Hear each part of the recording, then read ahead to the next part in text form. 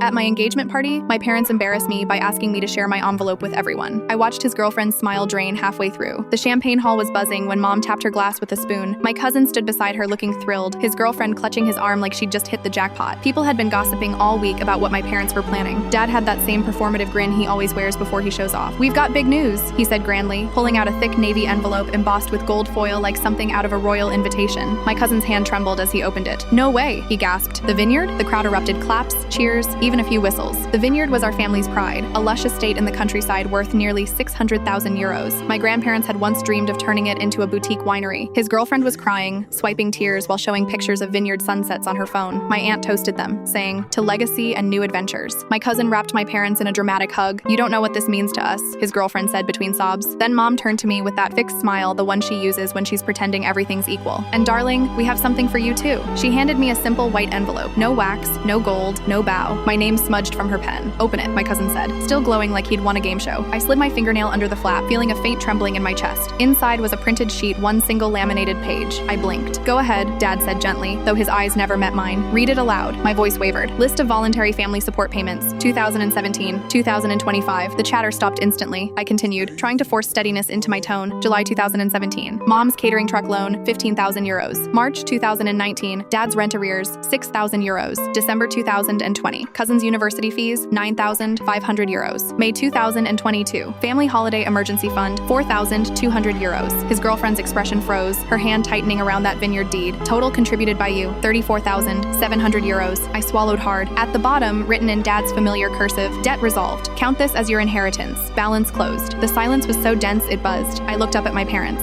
"So, he gets 500,000 euros and I get a spreadsheet?" My mom's hand fluttered toward me. "Honey, you earn good money at your design firm." He's struggling to get on his feet. "You don't need more." I let out a dry laugh that hurt. "That money wasn't gifts. You promised each time it was temporary." From my phone, I pulled up messages, my mom's 2020 text. "We'll pay you back before Christmas." Dad's 2019 email. "Just covering bills for now, 5% interest." My cousin's laugh cracked under pressure. "Come on, don't make it weird. It's family. Family should keep their word," I said quietly. His girlfriend turned toward him, eyes narrowing. "You told me your parents funded your tuition," she hissed. His face flushed. "It was complicated." "No," she snapped. "It's dishonest." Uncle Peter spoke up next, his voice unexpectedly sharp. "How much is that vineyard worth again?" "Almost 600,000 euros, I said. "And your inheritance is a forgiven debt list?" His tone cut through me, less shocked than disappointed. My fiancé rose beside me, the muscles in his jaw tight. "Let's go." Mom's voice chased me. "Wait, don't leave. We have dessert." I stopped, looked over my shoulder at that ridiculous laminated sheet. "You've finally given me something clear, at least," I said. "Now I know exactly where I stand." As we walked to the exit, I heard my cousin's girlfriend say coldly, "They humiliated her, Tom. That was cruel. She can handle it," he muttered. "No one should have to," she bit back. Outside, under the chilly night air, my fiancé started the car but didn't drive. We just sat there silently, watching the reflections of people arguing through the glass walls, my aunt looking furious, my mom gesturing wildly, my dad standing motionless. The laughter and clinking had stopped. Voices were sharpening. Finally, my fiancé said, "You don't owe them anything." I nodded. That's the part they'll never understand. As we drove away, I saw the vineyard deed through the window still glowing under the chandelier lights like a trophy. The funny thing was, I didn't feel jealous anymore, just free. The drive home was quiet. Mark, my fiancé, kept his hand on mine the whole time. He didn't say, "I told you so," even though he'd been skeptical of my parents for years. He'd seen me take extra freelance projects at 2 a.m. just to cover my dad's business emergencies. He'd seen me skip our own vacation to pay for my cousin Leo's final semester because my aunt claimed they were being evicted. To see it all summarized on a piece of plastic-coated paper and presented as a gift felt like a physical blow to the stomach. By the time we got to our apartment, my phone was blowing up. A family council group chat had been created. My mom was spiraling. "You embarrassed us in front of everyone. We were trying to show how proud we are that you're so successful you can help your family." My dad added, "The vineyard is a responsibility, not just a gift. Leo needs the stability. You already have a house. Why are you being so greedy?" Greedy. The word tasted like copper in my mouth. I hadn't asked for the vineyard. I hadn't even asked for the 34,700 euros back lately. I had just expected not to be treated like a bank that also happened to be a daughter. The next morning, the fallout deepened. My aunt, Leo's mother, called me screaming. It turns out Leo's girlfriend, Sarah, hadn't just been disappointed. She had left the party early and told Leo she was reconsidering the relationship. She was a CPA. She knew exactly what a forgiven debt list meant. She saw the lack of integrity. "You're ruining his life," my aunt shrieked over the phone. "Sarah thinks we're all scammers now because of your little stunt with the phone messages. Why couldn't you just say thank you and move on?" "Because I didn't get a gift, Aunt Jan," I said, my voice eerily calm. "I got a receipt for money I'm never getting back. And if Sarah thinks you're scammers, maybe it's because you guys spent 2 years telling her Leo was a self-made man while I was paying his tuition." I hung up and did something I should have done years ago. I pulled every bank statement from the last 8 years. I stayed up until 4 a.m. I didn't just have the big items. I found the emergency car repairs for my dad that turned out to be a cruise deposit. I found the medical bills for my mom that matched matched the exact date she bought a new designer wardrobe. The total wasn't 34,700 euros. My dad's math was as lazy as his work ethic. It was 52,400 euros. On Monday, I sent a formal letter to my parents and Leo. I didn't use a lawyer, not yet. I just sent a spreadsheet of my own, a real one. I BCC'd Uncle Peter, who was the only one with a shred of a moral compass in that family. The email was simple. Since you've declared the balance closed on my inheritance, I assume this means all previous verbal and written agreements regarding these loans are now legally void in your eyes. However, the vineyard transfer hasn't been finalized at the land registry yet. I checked. If you want me to stay quiet about the actual totals and the nature of these gifts to the rest of the extended family and Sarah's father, who coincidentally is Dad's biggest client, we need to talk about the valuation of that deed. My dad called me 10 minutes later. He wasn't smiling anymore. Are you blackmailing us? He hissed. No, Dad. I'm doing business. Just like you taught me when you asked for 5% interest on a loan you never intended to pay back. I want my 52,400 euros in cash. Or I'm calling Sarah's father and showing him the catering loan papers that were actually used to pay off your gambling debts from 2017. The silence on the other end lasted for a full 30 seconds. I could hear him breathing. He knew I had the records. We don't have that kind of cash, he finally said. Then sell a portion of the vineyard back to the estate, or take a loan against it. Leo can handle it, right? It's a responsibility after all. The next 2 weeks were a war of attrition. My mom tried the guilt trip. She sent photos of my childhood bedroom. She sent old videos of me riding a bike. I didn't respond. I blocked the group chat. I only spoke to Uncle Peter, who told me the atmosphere at their house was toxic. Sarah had officially dumped Leo. Without her income and her father's business connections, Leo realized he couldn't actually afford the taxes on a 600,000 euros vineyard, let alone the upkeep. The legacy was crumbling before they even signed the papers. On a Friday afternoon, I met my father in a cold, gray office. No champagne, no gold foil. He pushed a check across the table for 52,400 euros. He looked 10 years older. I hope you're happy, he said. You've torn this family apart for a bit of money. No, I said, picking up the check and verifying the numbers. I just stopped paying for the glue that held your lies together. I walked out and went straight to the bank. As I watched the teller process the deposit, I felt a weight lift that I'd been carrying since I was 22 years old. Mark and I used that money to pay off the remaining balance on our own home. We didn't have a big party to announce it. We didn't print any gold embossed envelopes. We just sat on our porch with a cheap bottle of wine, not from a vineyard, and watched the sun go down. My parents weren't invited to the wedding. Neither was Leo. Uncle Peter showed up though. He gave a speech about the importance of truth, and for the first time in my life, nobody tapped a glass with a spoon to tell a lie. I finally had my inheritance, a life that was entirely 100% mine. The months following the wedding were quieter than I expected. For years, my life had been punctuated by the frantic pings of my phone, one crisis after another, one small favor away from total family collapse. Now, the silence was almost deafening. I had blocked my parents, Jan and Leo, but the news still trickled through the grapevine like a slow-moving leak. Uncle Peter called me in November. I was in my studio, working on a layout for a new client, sipping coffee from a mug Mark had bought me that said, "Time CEO of my own damn life. They're selling it," Peter said without preamble. The vineyard? The whole thing. Leo couldn't make the first tax payment, and your father's business took a hit when Sarah's dad pulled his contracts. Turns out, word gets around when you try to pay off your daughter with a laminated list of her own money. I didn't feel the surge of triumph I expected. Instead, I felt a dull, heavy pity. They had traded a daughter for a piece of land they didn't even know how to keep. A week later, a package arrived at my door. No return address, but I knew the handwriting. It was a box of old things from my childhood, my track medals, a few sketches from high school, and a single, framed photo of the three of us at the beach when I was 6. At the bottom was a note from my mother. It wasn't an apology. "I hope the 52,000 euros was worth the hole you left in this family. We're moving into a smaller place near the coast. Don't bother calling." I looked at the photo. I looked at the note. Then, I walked over to the kitchen island and picked up the laminated sheet, the one my dad had handed me at the engagement party. I'd kept it as a reminder, a cold piece of plastic that proved I wasn't crazy. I took the note, the photo, and the spreadsheet, and I walked them out to the trash. Mark came home an hour later, smelling like the outdoors and fresh groceries. He saw the empty space on the counter where I usually kept my reminder file. He didn't ask questions. He just hugged me from behind, resting his chin on my shoulder. "You okay?" he asked. "Yeah," I said, and for the first time, I didn't have to force the steadiness in my voice. "I think the balance is finally, actually closed." I realized then that the money wasn't the win. The win was the fact that I no longer cared what they thought of me. I wasn't the successful daughter, or the greedy one, or the bank. I was just a woman sitting in a house she owned, with a man who loved her, preparing for a future that didn't require a single cent of someone else's lies. The vineyard was sold to a local cooperative a month later. They didn't turn it into a boutique winery for the elite. They turned it into a community garden and a training site for young farmers. Sometimes, when Mark and I drive upstate to visit his parents, we pass the gates. The gold embossed sign is gone, replaced by a simple wooden board. I never stop. I just keep driving, my hands steady on the wheel, heading toward a home where every single thing from the floorboards to the ceiling is paid for in full. No debts, no favors, and no envelopes required. 2 years later, I saw my mother in a grocery store 3 towns over. It wasn't a dramatic movie moment. There was no slow-motion drop of a glass jar. It was just a tired-looking woman in a faded rain jacket deliberating over the price of generic pasta. She looked smaller. The fixed smile she'd worn at my engagement party had been replaced by a permanent downward turn of her lips. I stood at the end of the aisle for a heartbeat, my hand hovering over a carton of eggs. Part of me, the old part, the one that had been trained since birth to fix things, wanted to go over and put a 20-euro note in her hand. But then, I remembered the laminated sheet. I remembered the way my father's eyes had avoided mine while he told me I was greedy. I turned my cart around and went to the checkout. I didn't hide, but I didn't seek her out. I simply chose not to be her solution anymore. Mark and I had our first child, a daughter, in the spring. We named her Clara, after his grandmother. When she was born, I had a brief, weak moment where I thought about calling them. I wondered if becoming a grandmother would finally crack the shell of my mother's resentment. I sat in the hospital bed, scrolling through my contacts, looking at Mom, still blocked, and felt that old, familiar ache of wanting a family that didn't exist. "Don't do it," Mark said softly, reading my mind as he rocked the baby. "Not because I'm angry, but because you deserve a peaceful recovery. If you let them in now, they'll make her birth about their victimhood." He was right. I put the phone down. We sent an announcement to Uncle Peter, and through him, I heard that my parents were offended. They weren't invited to the hospital. No. Congratulations. No. Is she healthy? Just a tally of the respect they felt they were owed. Life without them became a series of quiet, sturdy joys. There were no more midnight phone calls about emergencies that turned out to be bad investments. There were no more passive-aggressive comments about my clothes or my career. My bank account stayed level, and my blood pressure stayed low. The final chapter of the Vineyard saga closed when Leo sent me an email, his first in nearly 3 years. It wasn't an apology. He was asking if I still had the contact for the design firm I worked for, because he was trying to rebrand himself as a lifestyle consultant and wanted a free logo. I didn't even get angry. I just laughed. It was so perfectly, classically Leo. I deleted the email without replying. One Saturday, while Clara was napping, I found myself in the attic, looking through a box of old documents. I found a copy of that original spreadsheet my dad had handed me. I looked at the numbers: 15,000 euros for the truck, 6,000 euros for the rent. To them, those were just figures to be manipulated. To me, they had been hours of my life, stress-filled nights, and sacrifices I'd made out of a sense of duty that was never reciprocated. I took the paper down to the kitchen and put it through the shredder. The sound of the blades whirring was incredibly satisfying. As the last strip of plastic-coated paper disappeared, Mark walked in,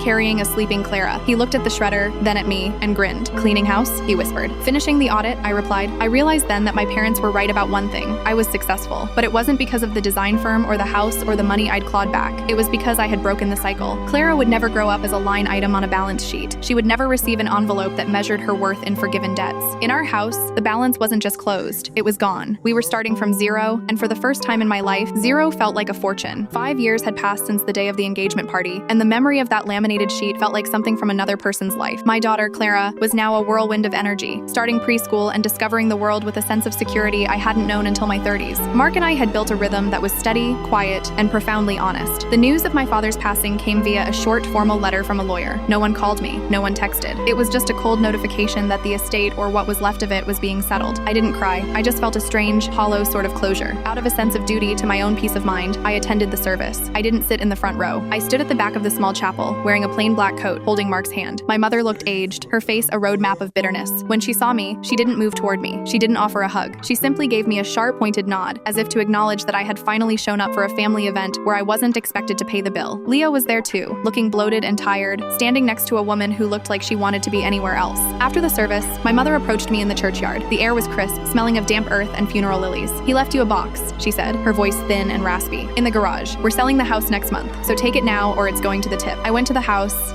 I'd once paid the rent for when they were struggling. It looked smaller, the paint peeling around the window frames. In the corner of the dusty garage sat a single cardboard box with my name written on it in Dad's familiar looping cursive. I took it home and opened it on the kitchen island. Mark stood nearby, giving me space. I expected more lists. I expected more receipts or maybe a final, biting letter about my greed. Instead, it was full of old journals. My dad's journals from the late 90 seconds, back when I was a toddler. I flipped through the pages. I saw entries about his dreams for the vineyard, but also entries about his mounting debts even back then. Page after page of his attempts to fix his mistakes by taking out new loans to pay old ones. And then, I found it. A small, yellowed envelope tucked into the back of a 1998 diary. Inside was a single photograph of me as a baby, and on the back, he'd written, "She's the only thing in this life that isn't a debt." I sat down, the paper trembling in my hand. He had known, all those years, even while he was taking my money, even while he was handing me that humiliating spreadsheet at my own engagement party, he had known exactly what he was doing. He had turned the only thing that wasn't a debt into a creditor, because he was too weak to be a father. He hadn't been struggling to get on his feet. He had been drowning in his own ego for 30 years, and he'd used me as a life raft until I finally decided to swim for the shore. "You okay?" Mark asked, putting a hand on my shoulder. "I'm better than okay," I said, looking at the photo. "I'm done." I didn't keep the journals. I kept the photo, but I burned the rest in the fireplace that night. I watched the records of his failures turn to ash. I realized that the inheritance he had given me wasn't the money I'd clawed back, and it wasn't the pain of the betrayal. It was the absolute, ironclad knowledge of what kind of parent I would never be. A few weeks later, I was at Clara's school for a family day event. We had to make a poster about our family tree. Clara drew me, Mark, and herself. Then she drew a big bright sun over our heads. "Who's that, sweetie?" a teacher asked, pointing to a small separate circle Clara had drawn way off in the corner of the page, far from our house. "Those are the people who were here before." for," Clara said simply. "But they don't live in our son." I looked at the drawing and felt a surge of pure, unfiltered clarity. The debt-resolved note my father had written wasn't a gift to me. It was his own admission of defeat. He had closed the balance because he had nothing left to take. But I had everything. I had a husband who never asked for a cent he didn't earn, a daughter who knew only love and honesty, and a life where the word family didn't come with a price tag. As we walked out to the car, Clara clutching her drawing and Mark laughing at something she'd said, I didn't look back. There were no more envelopes to open, no more ledgers to check. The sun was out, the air was clear, and for the first time in my entire life, I didn't owe anyone a single thing. I was finally, truly, out of the red. About a year after the funeral, I was sitting in bureau of my design firm when a letter arrived from Uncle Peter. He had always been the bridge I didn't really want, but he was the only one who didn't look at me like a walking ATM. Inside the envelope was a newspaper clipping and a short note. The clipping was a public notice of a bankruptcy sale. My mother and Leo had tried to pivot one last time, investing the remains of the house sale into a luxury glamping venture on a leased plot of land. It had failed within 18 months. They were living im Hinterhof of a rental property owned by one of my aunt's distant cousins now. I put the clipping aside. I didn't feel a surge of joy. I just felt the quiet, cold weight of reality. Some people don't have a rock bottom because they're too busy digging. That evening, I was cooking dinner when my phone buzzed. It was an unknown number, but the area code was familiar. I didn't answer. A minute later, a voicemail transcript appeared on the screen. "It's me. I know you're there. Look, your mother isn't well. The stress of the move, we're in a bad spot. I'm not asking for a gift this time. I'm asking for an investment. I have a plan to get the vineyard land back under a different name. We just need 20,000 euros for the down payment. Think about the legacy, Clara. Think about what your father would want." It was Leo. His voice sounded thin, desperate, and entirely unchanged. He was still using the same vocabulary times, investment, legacy, what dad would want. It was the same script, just a different year. I looked at Clara, who was sitting im Wohnzimmer, carefully coloring a picture of a cat. She looked up and smiled at me, her face bright and untroubled. She didn't know that her name was being used as a bargaining chip in a game of emotional poker. She didn't know that her family saw her mother as a vault to be cracked. I deleted the voicemail. I didn't block the number immediately. I wanted to do something else first. I went to my computer and opened a blank document. I didn't write a long, emotional letter. I didn't list their sins or my heartbreaks. I simply took a photo of the original laminated sheet, the one that started it all, and I cropped it so only one sentence was visible. "Debt resolved. Count this as your inheritance. Balance closed." I sent that image to the unknown number. No text, no context, no name. My phone started ringing almost instantly. Then the text started pouring in. "How can you be so heartless? We are literally your blood. Dad would be ashamed of you." I watched the notifications scroll by like a ticker tape of a dying economy. Each one was a confirmation that I had made the right choice. They didn't want a sister or a daughter. They wanted a bailout. They were still living im Schatten of a man who taught them that love was a transaction. I finally hit block. Then I deleted the contact Leo entirely. I went back to the kitchen and finished making dinner. "Who was that, Mommy?" Clara asked, skipping over to the table. "Nobody, sweetie," I said, lifting her into her chair. "Just a wrong number." And it was the truth. That number was wrong. It had been wrong for 30 years. Later that night, Mark and I were sitting im Garten, watching the stars. The house was quiet, the mortgage was shrinking, and our life was full. "You okay?" he asked, noticing I was a bit quiet. "I'm perfect," I said. I realized then that the greatest thing I ever bought with that 52,400 euros wasn't the house or the security. It was the right to never have to listen to their voices again. I had paid for my own silence, and it was the most expensive, most beautiful thing I owned. The vineyard was gone. The house was gone. The legacy was a pile of shredded paper. But im Licht of the moon, looking at the life I had built from the wreckage, I knew I was finally, irrevocably, debt-free. There was nothing left to write, nothing left to settle, and absolutely nothing left to pay. 10 years after the engagement party, I finally went back to the countryside. Not for a funeral, and certainly not for an investment. I went because Clara had a soccer tournament im Nachbarort, and the route took us right past the old gates. Mark was driving. He glanced at me as the stone pillars came into view. They weren't grand anymore. The gold leaf lettering had long since been scraped off by the new owners. Now, there was just a simple sign that Red Times Community Route Project. "You want to stop?" Mark asked, his hand reaching for mine. I hesitated for a second, then nodded. "Yeah, just for a minute." We pulled over im Gra by the side of the road. Clara was asleep, im Ruxitz, her head lolling against her window, exhausted from the game. I stepped out into the air, and for the first time, it didn't smell like my father's expensive cigars or my mother's performative perfume. It just smelled like earth. A woman in her 50s, wearing stained overalls and a wide-brimmed hat, walked toward the fence. She looked at me, then at our car. "Looking for someone?" she asked, not unkindly. "I used to know this place," I said, "a long time ago. It looks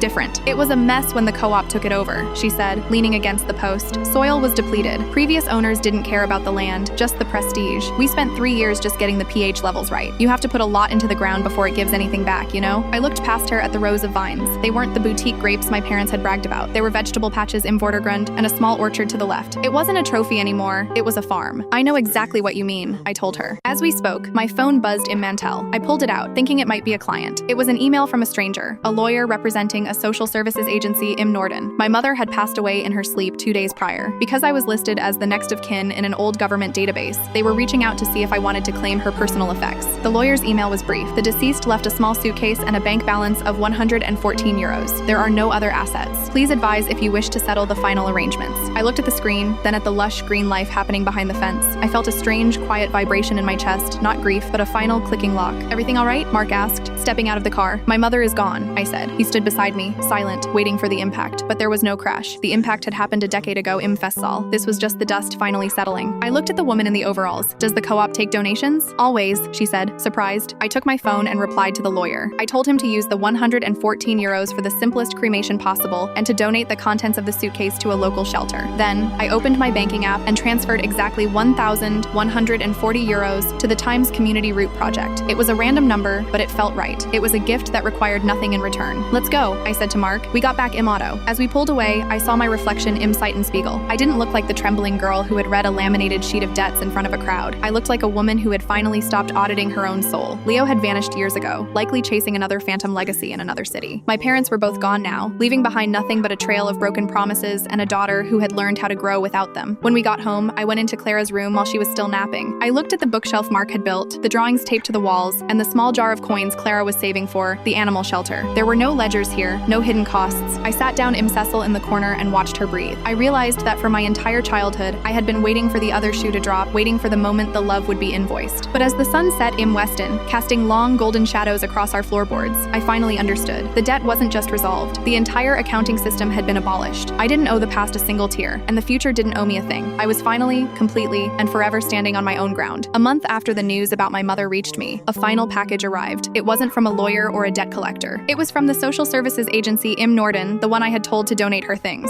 Apparently, personal effects included a small, locked metal box that the shelter didn't want. I sat with it on the patio, im Sonnenschein, a screwdriver in my hand. Mark was in the garden with Clara, showing her how to plant sunflower seeds. I could hear their laughter, a bright, solid sound that made the heavy metal box in my lap feel even more pathetic. I pried the lid open. I expected more bitterness, maybe a diary full of her grievances, or a hidden stash of jewelry she'd kept while I was paying her bills. Instead, it was full of paper, but not ledgers. There were hundreds of lottery tickets. Every single one was a loser. They were organized by date, spanning back decades. Next to them were brochures for luxury villas in Spain, clippings of yachts, and glossy advertisements for high-end watches. Im Hintergrund of the box lay a small, handwritten note on a scrap of paper, dated the night of my engagement party. If the numbers had come up, I wouldn't have had to give her the list. I could have been the one with the envelope. Just one win. That's all we needed to be a real family again. I stared at the note. To her, a real family wasn't built on honesty or support. It was a prize you won at a kiosk. She had spent her life waiting for a miracle to cover her tracks, and when the miracle never came, she had decided I was the next best thing to a jackpot. I didn't feel angry anymore. I just felt a profound sense of exhaustion. They had lived their entire lives, im Mortesimer, of a reality that didn't exist. They were so busy looking for the gold at the end of the rainbow that they had trampled over the only person who actually loved them. I walked over to the fire pit, im Garten. Mark looked up, wiping dirt from his forehead. More history? He asked gently. The last of it, I said. I dropped the lottery tickets and the brochures into the pit. I struck a match and watched the flames take them. The paper curled and blackened, turning the Spanish villas and the luxury yachts into gray ash that drifted away in wind. Clara ran over, her hands covered in mud. What are you burning, Mommy? Just some old maps to places that don't exist, honey, I said, pulling her into a hug. Are we lost? She asked, her big eyes looking up at me. I kissed the top of her head, breathing in the scent of dirt and fresh air. No, I said, we're exactly where we're supposed to be. That night, I went through my bank records one last time. Not to check my balance, but to delete the folders labeled family loans and archives. I hovered over the delete forever button. For a second, I thought about Leo. I wondered if he was sitting im Dunkeln somewhere, still drafting a pitch for a legacy that would never happen. I wondered if he ever felt the weight of what he'd thrown away. I clicked the button. The folders vanished. My life was no longer a story of what was taken or what was owed. It wasn't a spreadsheet or a laminated sheet of plastic. It was the sound of the rain on the roof, the weight of my daughter sleeping in the next room, and the quiet, steady breath of the man beside me. The inheritance my parents left me wasn't the vineyard, and it wasn't the 52,400 euros. It was the clarity of knowing that love is never a debt. It's the one thing in the world that doesn't have a balance, because it's not a transaction. I turned off the light. Im Dunkeln, I felt a peace so deep it felt like a physical weight lifting off my chest. The audit was finished, the books were closed, and for the first time in my life, I didn't have to look at the numbers to know that I was finally, completely, and eternally rich.